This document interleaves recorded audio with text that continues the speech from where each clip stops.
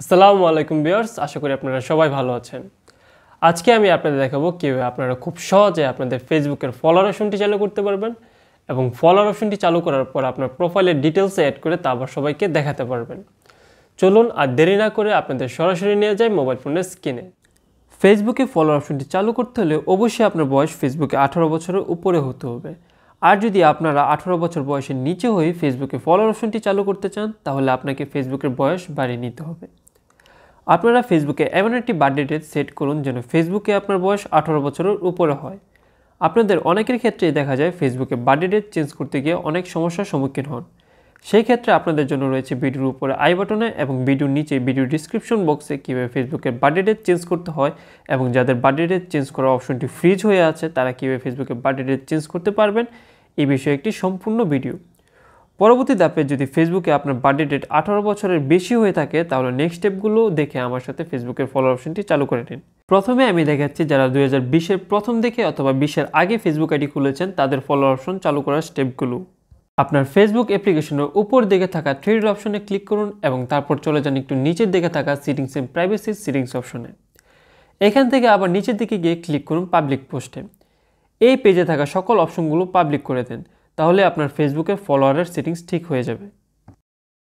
Follower সেটিংসটি ঠিক হয়ে গেলে এখন ফলোয়ারগুলো আপনার প্রোফাইলের সামনে এই জায়গায় নিয়ে আসতে ক্লিক করুন এডিট প্রোফাইল এবং এখান থেকে একটু নিচের দিকে চলে গিয়ে ডিটেলসে সাইডে থাকায় এডিটে আবার ক্লিক করুন এবং আবারও একটু নিচের দিকে গেলে আপনি দেখতে পারবেন আপনার ফলোয়ার সংখ্যা এখানে দেখাচ্ছে।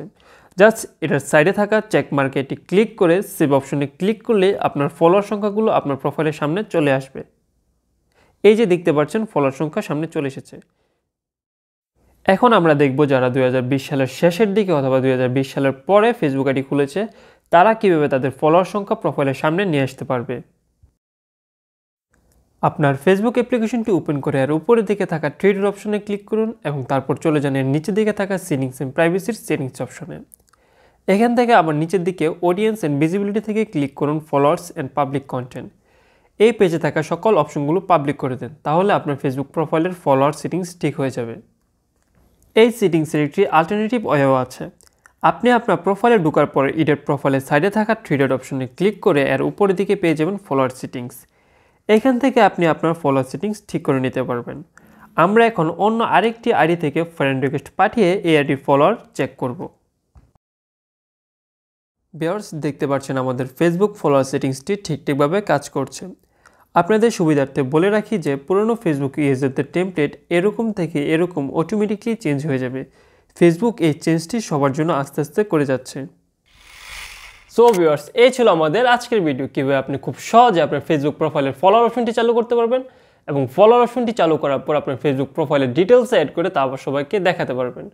এরকম নতুন নতুন টেক আপডেট, আনবক্সিং ও রিভিউ ভিডিও পেতে আমাদের সাথেই থাকুন। আর আপনি যদি এখন আমাদের ইউটিউব চ্যানেলটি সাবস্ক্রাইব না করে থাকেন তাহলে এখনই সাবস্ক্রাইব করুন এবং আমাদের ফেসবুক পেজটি ফলো করুন। আমাদের ইউটিউব চ্যানেলের এবং ফেসবুক পেজের সমস্ত ইনফরমেশন আপনারা পেয়ে যাবেন ভিডিও ডিসক্রিপশন বক্সে। আজ এই পর্যন্তই। আসসালামু আলাইকুম।